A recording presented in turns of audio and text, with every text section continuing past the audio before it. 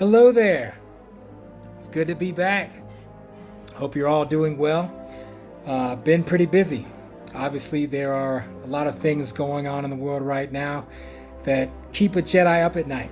And I must say that 2022 is proving itself to be quite robust with subject material for my videos right now. Honestly, it feels like 2020 never actually stopped. So, no surprises, my friends, as there have been a number of developments since my last video. I wanted to pontificate in my own way about a few things going on the last couple of weeks following the war in Ukraine, instituted, of course, by the egomaniacal ambitions of Vladimir Putin. All right, now, one of the things I started noticing around the time that this invasion began is that there were a lot of folks who didn't understand why people suddenly seem to regard the Ukrainian conflict with higher importance than the numerous other conflicts going on in and around the world.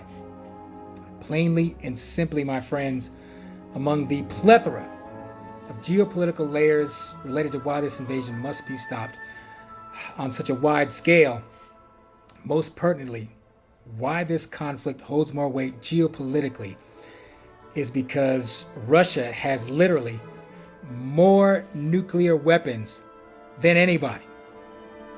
So, because of this fact, us getting militarily involved, whether this is actual boots on the ground, whether this is instituting the much requested no-fly zone, or even if we just send over fighter jets for the Ukrainians themselves to use, all of these options, as they would significantly escalate and exacerbate this situation, hold the weight of the potentiality of mutually assured destruction facilitated by nuclear war.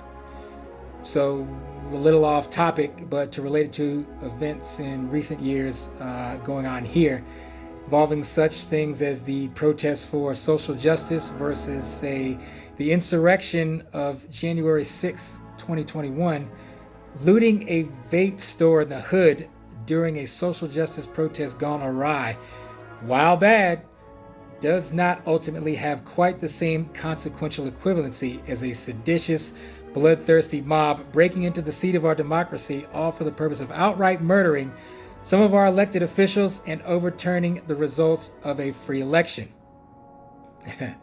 But I digress. Global conflicts, for example, like the ongoing fight against ISIS in Syria, and the military operations we certainly have going on in other unpleasant and atramentous corners of the world, in countries that don't have nuclear weapons, while inarguably awful in their own right, of course, simply due to the nature of warfare in and of itself, they ultimately don't carry with them these same monumentally catastrophic geopolitical repercussions. My friends, it is undeniably disconcerting that we, as the most powerful military on earth, have to watch this iniquitous invasion of Ukraine basically from the international sidelines.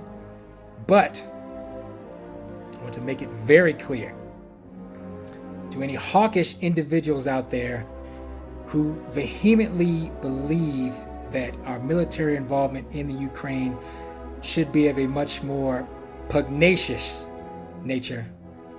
All of this sounds well and good until not just Ukrainians, but also America's sons and daughters start coming home in body bags, or Putin, in some last-ditch fit of madness, unleashes his nuclear arsenal and there's nothing left to even send home. Just something to think about.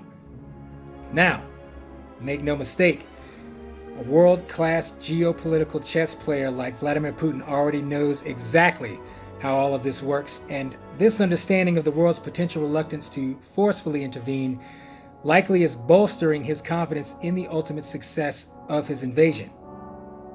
Putin may be displaying signs of megalomania, some might even say mental instability, but to believe for a second that this man, who is a former KGB officer and who has managed to keep himself in power over Russia much longer than should be permissible, has initiated this invasion incuriously or uncalculated would be sheer folly. He knows that if he nukes anybody, he will lose everything. But the threat, the contingency, that he just might be bat testicles crazy enough to do it and start World War III, that might be enough to keep us out of his hair long enough for his plan to succeed.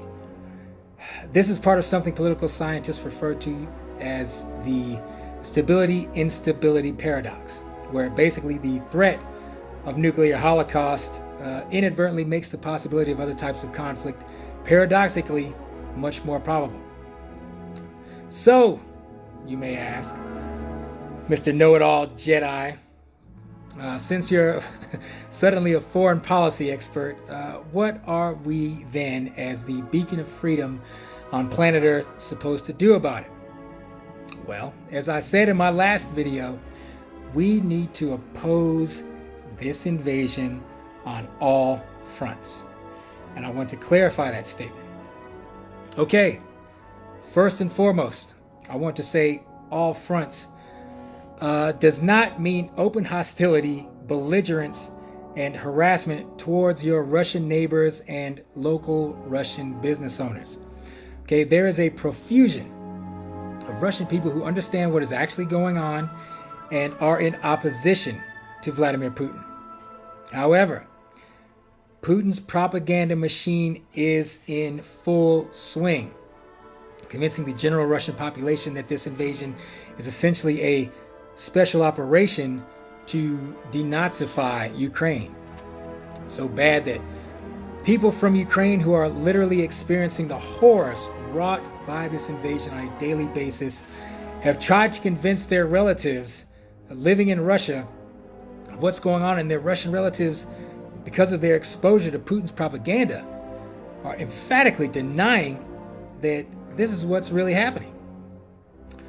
It's literally as absurd as, like, I don't know, if you're telling your friends or family about a deadly virus that is already literally killed millions of people around the world, and they just don't believe you because they've been watching different news shows than you.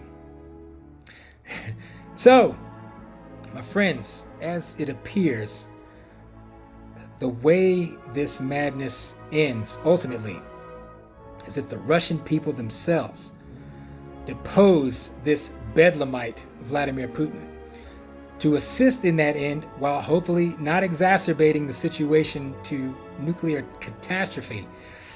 Again, the world must be united, nonpartisan in our resolve, in our efforts to oppose this unlawful invasion on all fronts. Militarily, we, as well as many other countries, are sending weapons the Ukrainian military can use to defeat Russian armor and aircraft. Of course, by now we all know about the sanctions meant to significantly debilitate Russia's economic ability to wage war. Corporations must continue to refuse to do business with the Russians. Boycotting of Russian goods and services, again, not antagonizing your Russian friends and neighbors, but actual Russian companies. We must increase our supplementation of humanitarian aid flowing to the refugees, and especially the citizens still trapped in Ukraine, so that they can hold out as long as possible.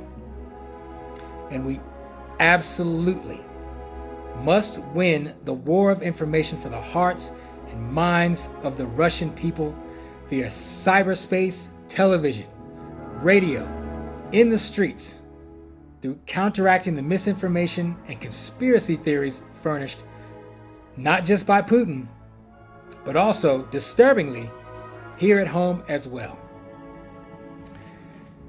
The acme of skill in warfare is to win without fighting, which I believe it won't be uncomplicated, but we have the means and are fortuitously in a position to do so.